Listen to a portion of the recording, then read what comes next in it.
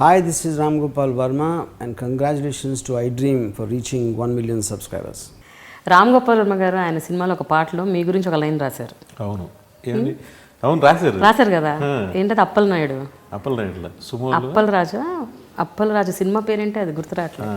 Some Appal రాజు movie. ఆ సినిమాలో ఆ పాటలో మీ మీద కూడా ఒక లైన్ ఉంది. ఏదో సుమోలతో చేజింగ్లు అలాంటిది ఏదో ఉంటుంది వినాయక్ అవునవును అని వస్తుంది. అవును.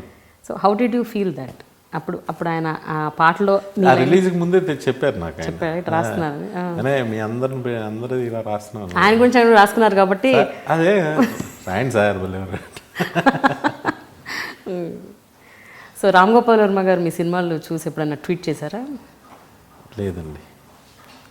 సో మీరు ఇంకా ఆయన హిట్ లిస్ట్లో లేరన్నమాట. నేను ఆయన ట్వీట్ చేసే హిట్ లిస్ట్లో మీరు లేరు.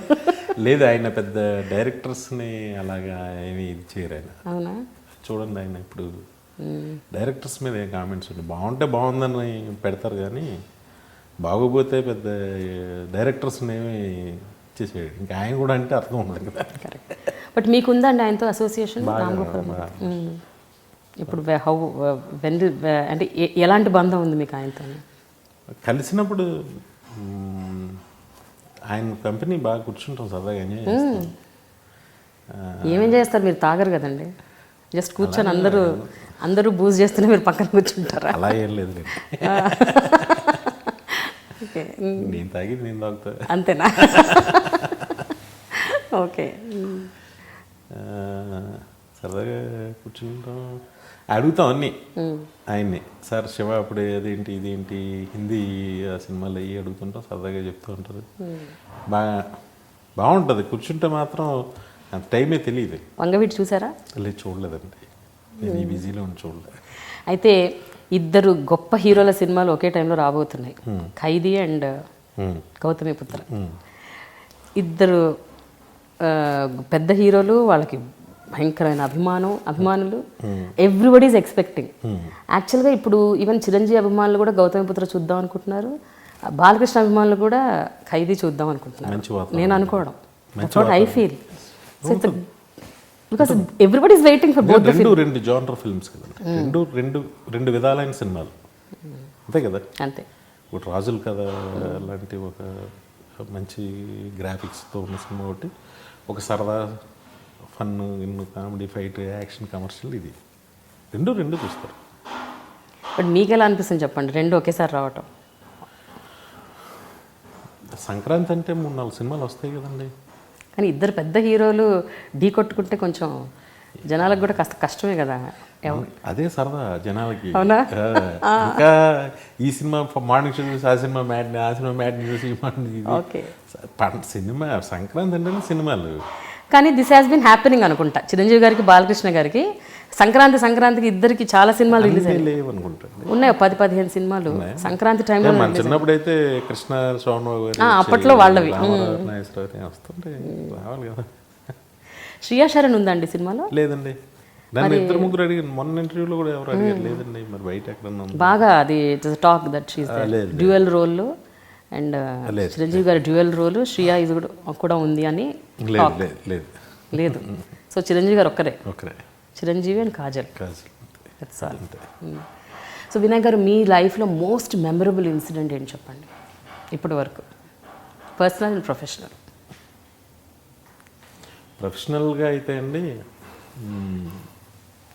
ఆది కథ ఓకే అవటం అండి.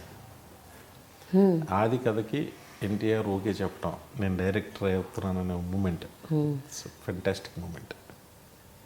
ఫస్ట్ టైం ఇది థియేటర్లో చూసుకోవటం, స్క్రీన్ మీద. అంటే సినిమా రిలీజ్ కన్నా కూడా నాకు అప్పుడు ఓకే అవ్వడమే చాలా మంచి మూమెంట్. అంటే అన్నేళ్ల నిరీక్షణలో నాకు ఛాన్స్ వచ్చింది అనేది ద బెస్ట్ మూమెంట్. ఆ తర్వాత పర్సనల్గా నా కొడుకు పుట్టడం. అవునా? ఓకే. ఇప్పుడు ఎన్నేళ్ళండి బాబుకి? 8th అండి. ఇప్పుడు 13. 12 కంప్లీట్ అవుతాయి అనుకుంటా. అయితే సంథింగ్. మీ పిల్లలు, మీ ఫ్యామిలీ వాళ్ళు అదే గుడ్ క్రిటిక్స్? మీ సినిమాలు చూసి చెప్తుంటారా? ఏమున్నదండి, ఇలా ఉంది అలా ఉంది అలా బాగుందంటారు అంతే. చెప్పరేమి.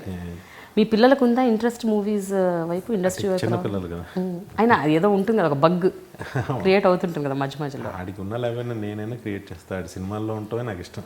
అవునా? మీరు ఆపోజిట్ మీ నాన్నగారికి అయితే. అయితే మీ మ్యారేజ్ కూడా చాలా నాటకీయంగా జరిగిందంట కదా. అవును. ఆది సినిమా క్లైమాక్స్ షూట్ అవుతున్నప్పుడు మీ పెళ్ళైందంట. లేదండి, ఆది సినిమా క్లైమాక్స్ షూట్ అవుతున్నప్పుడు నాకు నిశ్చితార్థం జరిగింది. రిలీజ్ అయిన 1 వీక్ పెళ్ళయింది. అంటే పెళ్ళి టైంకి సినిమా హిట్ అయిపోయింది. ఇంక మా నాన్నగారు పాత ఫ్రెండ్స్ మొత్తం భాష బయటకు వచ్చారన్నట్టు అయిపోయి యాజ్ యూజువల్ పెళ్ళి కాకినాడలో జరగాలి. కానీ మా నాన్నగారు, ఏమంటే బావగారు మీరు అక్కడ తట్టుకోలేరు మా జనాన్ని అని, మా నాన్నగారు పెద్ద క్రౌడ్, చాలా పెద్ద క్రౌడ్ అనమాట అని పెళ్ళి మా ఊరు షిఫ్ట్ చేస్తే అదొక జాతరలా జరిగింది. ఎన్టీఆర్ వస్తే బయటికి ఎలా వెళ్ళాలో అర్థం కాల, ఇళ్ళ మీద నుంచి దూకి వెళ్ళే పరిస్థితి వచ్చింది. సో మీ నాన్నగారు ఏదైతే భయపడ్డారో అది జరగలేదన్నమాట. పిల్లనివ్వరు అనుకున్నారు, మీకు పిల్లని ఇచ్చేశారు. మీ ఆవిడ ఎట్లుంటుందండి? షీఈ్ హ్యాపీ అబౌట్ యువర్ ఇండస్ట్రీలో మీరు డైరెక్టర్గా ఉండటం. Very happy. కానీ అప్పుడప్పుడు బాధపడుతుంటారేమో మీరు ఇలా డౌన్ అయిపోయినప్పుడల్లా. ఏం పెద్ద కాదు, అంత ఇదే ఉండదండి. నేను వాళ్ళకి అస్సలు ఏమీ వాళ్ళకి తెలియనివ్వరు, అన్నీ పైనే అంతే. వాళ్ళు ఏముంది, కూర్చుంటాం, టీ అడుగుతాం, కాఫీ అడుగుతాం, భోజనం అనేది అంతే తప్ప వాళ్ళు చాలా హ్యాపీగా ఉంటారు. నా డాటర్ పసికడుతుంది ఎప్పుడైనా. మా ఆవిడేమో ఎక్స్ప్రెస్ చేయదు కానీ నా కూతురు, ఏంటంటే వై ఆర్ లుకింగ్ డల్ అలాంటిది. ఏం చెప్తారు తల్లి అంట, nothing tell, no something is there, please share with me అంటది.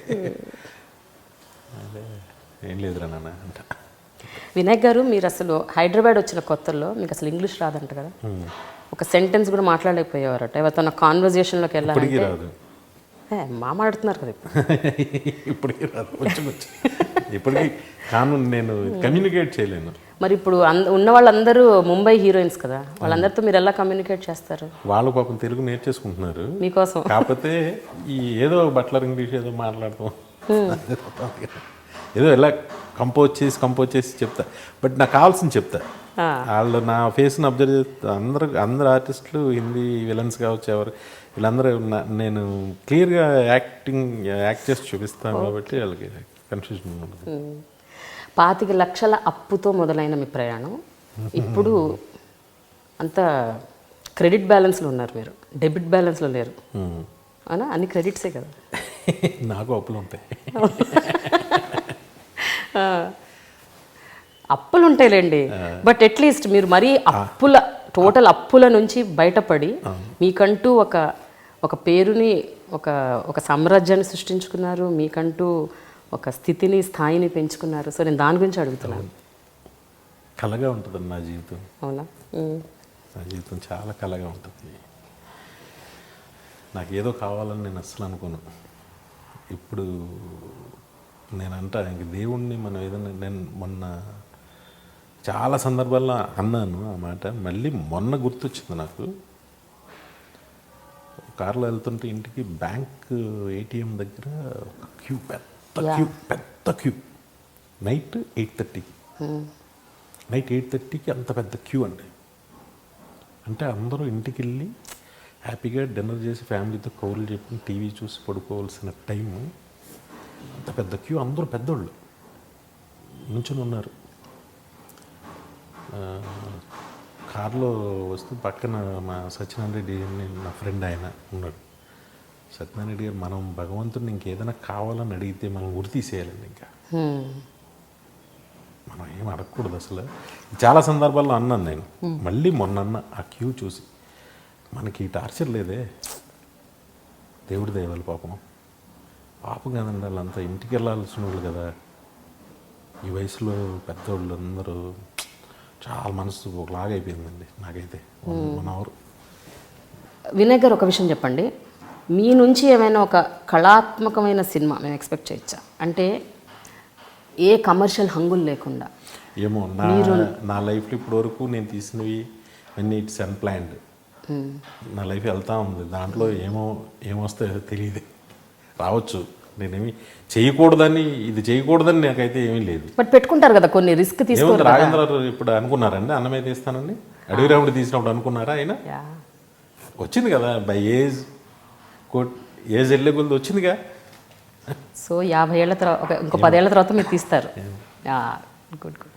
సో ఈ మధ్య కాలంలో రిలీజ్ అవుతున్న చిన్న సినిమాలు చాలా హిట్ అవుతున్నాయి. కొత్త కొత్త డైరెక్టర్లు వస్తున్నారు, చిన్న కాన్సెప్ట్స్, ₹1,00,00,000 సినిమాలు తీసేస్తున్నారు అండ్ హిట్లు కొడుతున్నారు.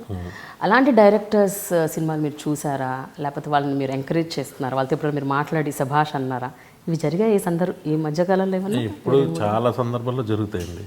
ఇప్పుడు ఎక్కడికి పోతావు చిన్నవాడు అంటే అదే మీకు 50 లక్షల బడ్జెట్లు, 1,00,000 కాదు, బట్ బాగా తీశారు, చాలా బాగుంది, నాకు చాలా నచ్చింది. వెంకటాద్రి ఎక్స్ప్రెస్ బాగా నచ్చింది, వాళ్ళందరితో నేను ఇంటరాక్ట్ అయ్యా, బాగుందని చెప్పా అందరికీ.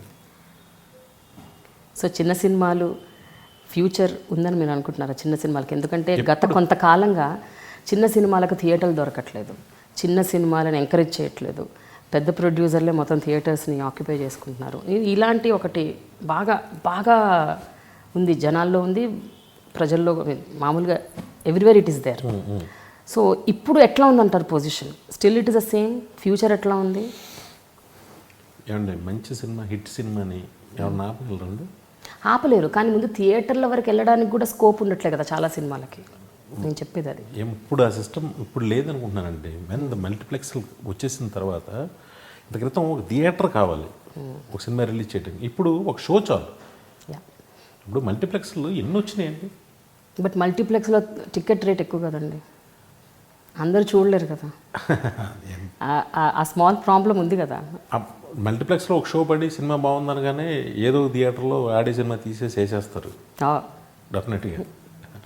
అలా మొదలైంది, ఎన్ని థియేటర్లతో మొదలై అన్ని థియేటర్లకు వెళ్ళింది అంటారు. మొన్న భిక్షగాడు అనే సినిమా ఎన్ని థియేటర్లో మొదలైంది, ఎక్కడ ఎన్ని షిఫ్టింగ్లు అయింది, ఎక్కడ ఎన్ని థియేటర్లు ఆడింది, ఇట్టి సినిమాని ఎవడ ఆపలేదండి. So Vinayak garu, Khaidi number 150 blockbuster hit కావాలి, చిరంజీవి గారి comeback film should be super super success, and boss is back is with Vinayak. Thank you. అంతే కదా, wish you good luck. Thank you అండి, thank you very much. Hi, this is Ram Gopal Verma and congratulations to iDream for reaching 1 million subscribers. Hi, this is Ritu Verma. నేను మీ లాస్యాని. Hello everybody, this is me Noel. 1 million subscribers reach అయిన శుభతరుణంలో నా శుభాకాంక్షలు తెలియజేస్తున్నాను. iDream 1 million subscribers కి reach అయిందండి. Congrats to iDream Media on reaching 1 million subscribers. iDream Media వాళ్ళు 1 million subscribers reach చేసినందుకు all the best and congratulations to you. Congrats iDream. Keep up the good work and continue to entertain.